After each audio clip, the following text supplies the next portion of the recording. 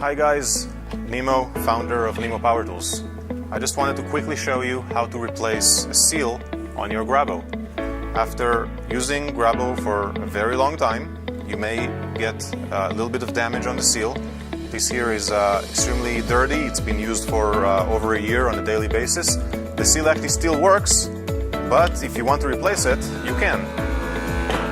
Okay, so it works perfectly well, even if it's dirty, but if you do get a little tear in there, or if you want to replace it with a brand new one, very easy to do.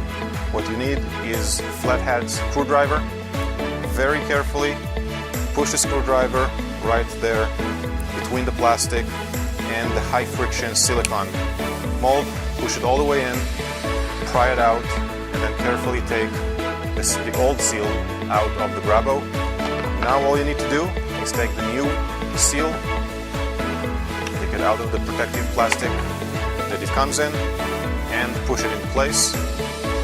No tools required, no screws or anything like that, and you're ready to go again.